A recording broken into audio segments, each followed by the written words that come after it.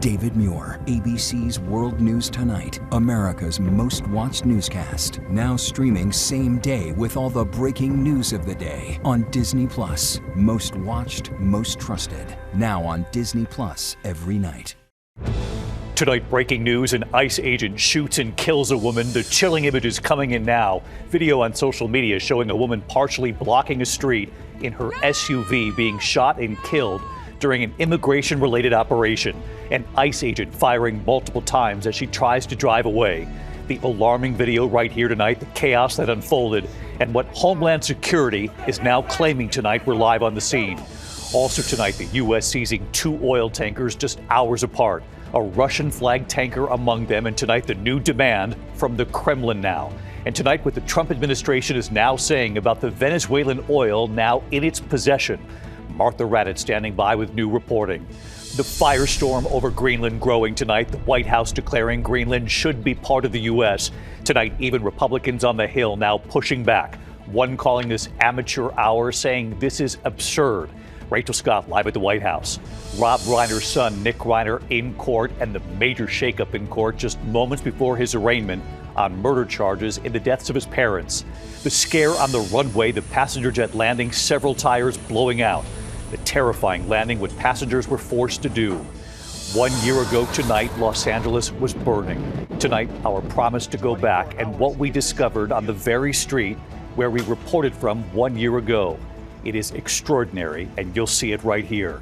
Tonight, the former college football star and NFL player in critical condition at this hour, badly burned in a fire, and what we've learned. The food pyramid in this country has now changed tonight. What Health Secretary Robert F. Kennedy Jr. is now telling Americans when it comes to what they eat. And the great escape, the images tonight, what this dog is able to pull off, it has a lot of people talking. From ABC News World Headquarters in New York, this is World News Tonight with David Muir. Good evening. We begin tonight here with the chaos unfolding after an ICE agent shoots and kills a woman in Minneapolis. Authorities say it happened during an immigration-related operation. Chilling video of the shooting now emerging on social media tonight. And a warning here, the images are disturbing. The driver, a 37-year-old woman behind the wheel of her SUV, partially blocking an intersection. 2 federal agents try to open her door. You see the vehicle reverse and then drive forward. A 3rd agent then opening fire, shooting multiple times, killing the driver, hitting her in the head. All of this playing out in front of protesters. Tonight, Homeland Security Secretary Kristi Noem claiming the driver tried to run over ICE agents. The mayor of Minneapolis, Jacob Frey, saying these claims of self-defense from ICE are, quote, a garbage narrative, telling ICE to get out of Minneapolis. ABC's Alex Perez leading us off from the scene tonight. Tonight, protests and anger on the streets of Minneapolis after a federal agent shot and killed a woman this morning, caught on horrific video posted on X. ICE claiming self-defense, local officials calling it reckless. She appears to be a middle-aged white woman. The incident unfolding around 10 o'clock this morning. The disturbing video posted on X shows the vehicle back up as an officer grabs a door. Then multiple shots, including through the windshield. The car accelerating and crashing. It was horrible. I mean, she crashed her car into a parked car in front of me. A neighbor ran across the street and opened her car door to see if she could provide any assistance. The angry crowd forced back, throwing snowballs. Agents responding with pepper spray and tear gas. There is nothing to indicate that this woman was the target of any law enforcement investigation or activity. The Department of Homeland Security, who announced they were sending at least 2,000 agents to Minnesota this week to begin what they called their largest immigration operation to date, says agents acted in self-defense, claiming they were stuck in the snow when the woman attacked them. They were attempting to push out their vehicle, and a woman attacked them and those surrounding them and attempted to run them over and ram them with her vehicle. Mayor Jacob Frey, reacting to claims of self-defense, did not mince words. Having seen the video of myself, I want to tell everybody directly, that is He had this message for ICE. To ICE, get the out of Minneapolis. We do not want you here. Governor Tim Walz urging calm but laying blame squarely at the Trump administration's feet. What we're seeing is the consequences of governance designed to generate fear, headlines, and conflict. It's governing by reality TV. And today that recklessness cost someone their life. And David, you can see demonstrators are still on the street here in Minneapolis. The victim has been identified as a 37-year-old Renee Nicole Good.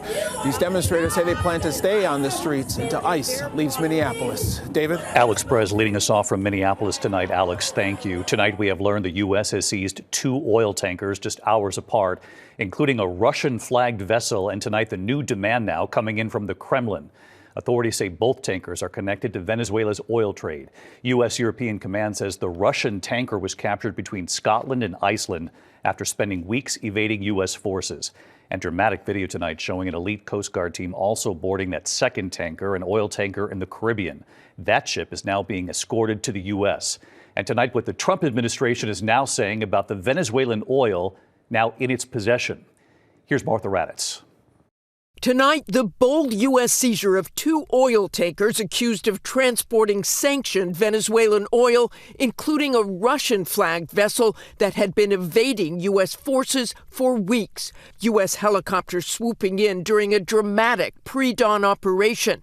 Elite Coast Guard forces rappelling onto the deck of the Sophia, a tanker sailing in international waters near the Caribbean. Near Iceland, that Russian-flagged tanker seized, the Marinera, formerly known as the Bella One, being pursued by the U.S. Coast Guard. That vessel also linked to Venezuela's illicit oil trade, eluding capture for weeks after an earlier attempt to seize the ship in the Caribbean did not succeed. The crew hurriedly painting the Russian flag on the side of it, trying to deter a U.S. seizure. The Kremlin now demanding the safe return of that crew. The administration insisting this is all part of a larger plan to control Venezuela. The way that we control Venezuela is we control the purse strings, we control the energy resources, and we tell the regime, you're allowed to sell the oil so long as you serve America's national interest. You're not allowed to sell it if you can't serve America's national interest. Secretary of State Marco Rubio dismissing criticism from lawmakers who accuse the administration of having no plan, today announcing a 3-phase proposal for the future of Venezuela. It's not just winging it. It's not just saying or speculating it's going to happen. It's already happening. Rubio calling Phase 1 stabilization, which would include the sale of roughly 30 to 50 million barrels of Venezuelan oil. The White House saying the U.S. will share in the profits. Venezuelan state-run oil company confirming today it is negotiating that sale with the U.S.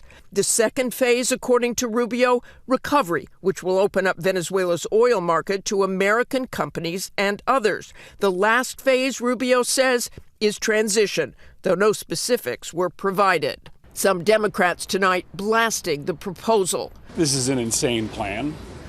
They are talking about stealing the Venezuelan oil at gunpoint for a period of time undefined as leverage to micromanage the country. And David, tonight the world seeing those dramatic images of U.S. forces seizing those tankers, which the White House is saying will continue despite the rising tensions with Russia. David? Martha Raddatz live in Washington. Martha, thank you. Meanwhile, tonight the firestorm over Greenland is growing after the White House declared Greenland should be part of the U.S. Tonight, some key Republicans on the Hill pushing back, one senator calling this amateur hour, saying, quote, that is absurd.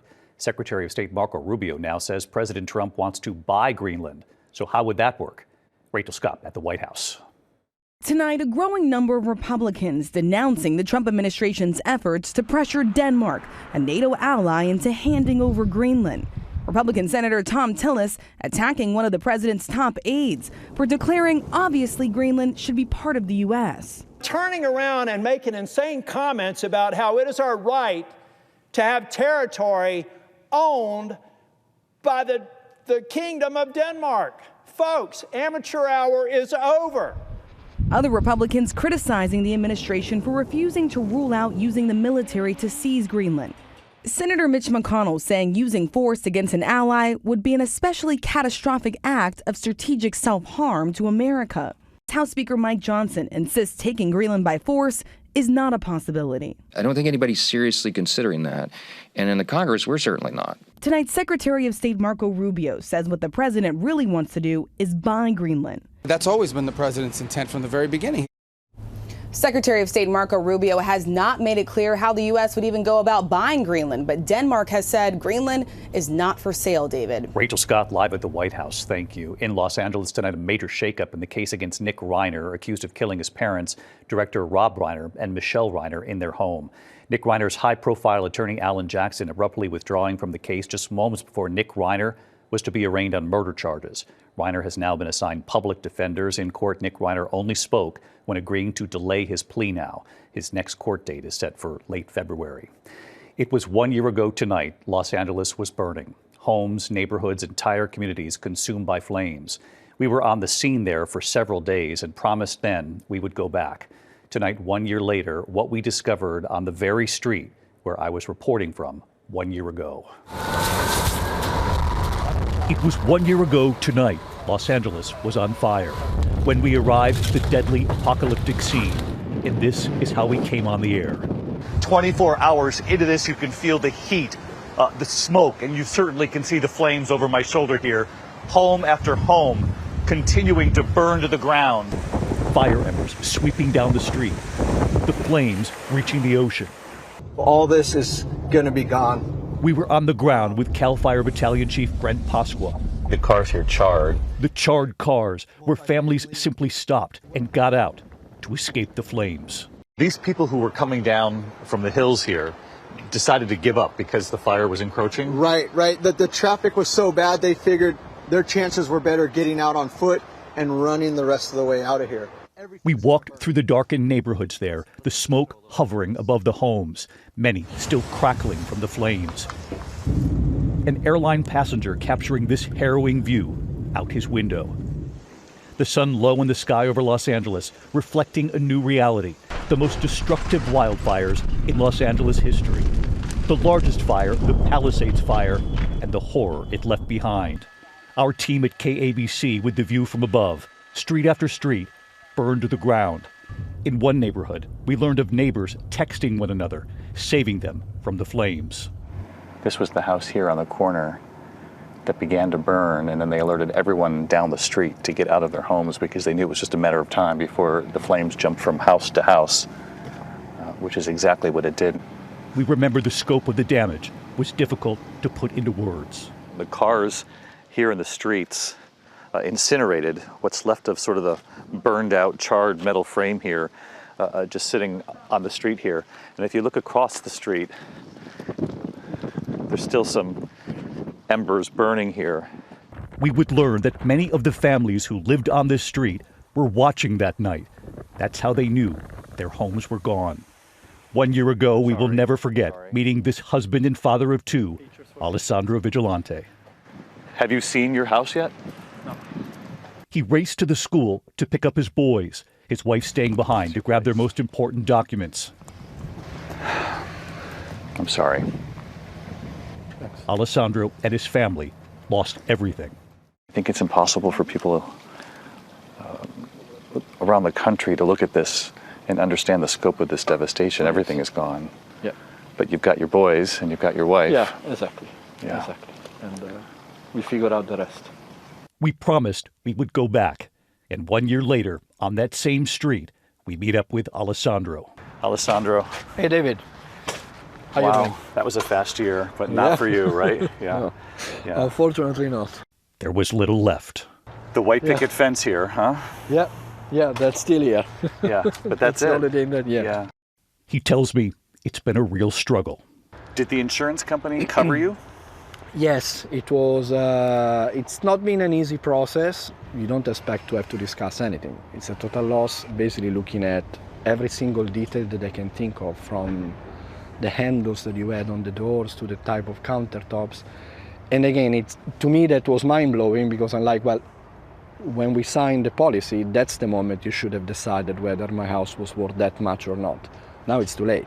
He says it's been a year-long battle, the final insurance check arriving just 2 weeks ago. It's taken this entire year.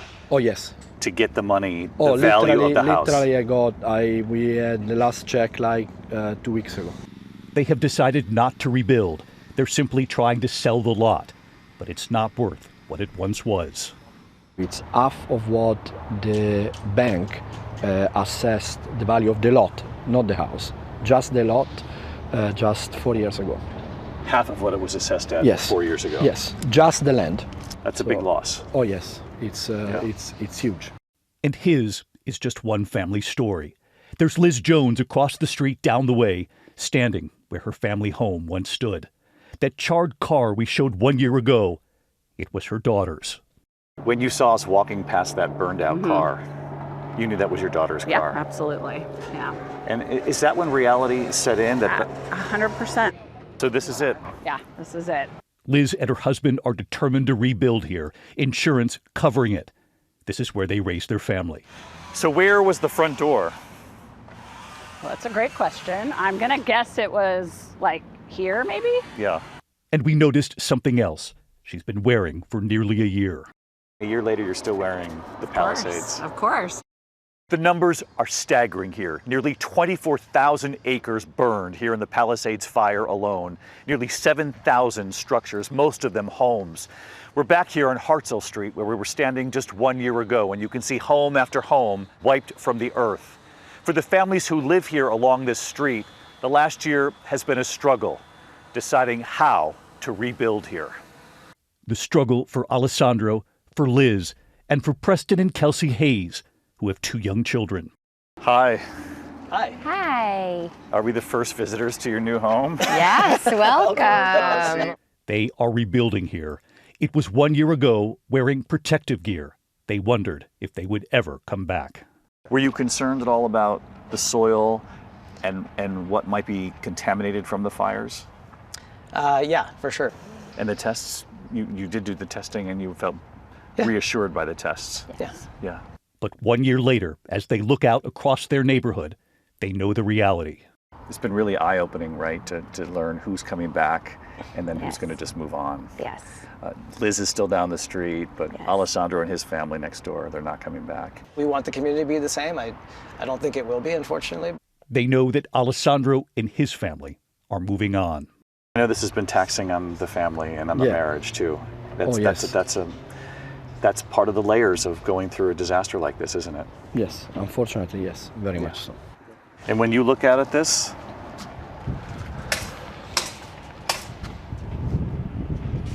it's okay. It was a chapter of our life.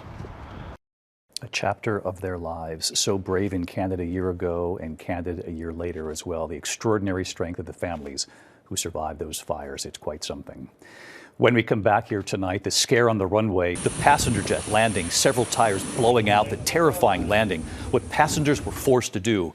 Also, the former college football star and NFL player in critical condition tonight, badly burned in a fire near his home, and what we're learning about that fire tonight. And the checks are going out, the Amazon settlement of $2.5 billion, what some customers are getting tonight when we come back. Tonight, the terrifying landing for passengers on a flight from Peru to Atlanta, the tires blowing out upon landing at Hartsfield-Jackson Airport. Passengers were then taken off the LATAM flight down the stairs. They say the plane was shaking, a restroom door breaking during landing. Former college football star Jordan Shipley is in critical condition tonight after being severely burned at his ranch near Austin, Texas. His family says he was operating a machine when it suddenly caught fire. One of his workers driving him to the hospital. Shipley was a star wide receiver for the Texas Longhorns and went on to the NFL. When we come back here tonight, the Amazon settlement of $2.5 billion. The checks are now going out and how much you could get. And then you've got to see the great escape tonight, what a dog was able to pull off. To the index of other news tonight, millions of Amazon customers are getting their cut now of a $2.5 billion settlement. Some eligible customers already receiving automatic refunds. Others are now getting notified. The maximum refund is $51. It comes after the FTC said Amazon enrolled millions into Amazon Prime and made it hard to cancel. Amazon denies any wrongdoing. The nation's food pyramid looks different tonight. Health Secretary Robert F. Kennedy Jr. rolling out this inverted pyramid, putting protein, dairy, healthy fats, fruits, vegetables on top, whole grains at the bottom, urging Americans to limit sweetened drinks and highly processed foods. When we come back here tonight, the Great Escape. They couldn't believe what this dog did. Finally tonight here, the Great Escape. A dog named Dawson slipping out of his locked kennel at Huntington Cabell Wayne Animal Shelter in West Virginia, then using his teeth to unlock the front door of the shelter. They have found Dawson tonight. They're hoping someone will now adopt him. You'll just need good locks for your doors. Let's find a home for Dawson tonight. I'm David Muir. I'll see you right back here tomorrow. Good night. David Muir, the most watched newscast in America. And now, ABC's World News Tonight has won the Emmy for Best Live News Program for the third year in a row.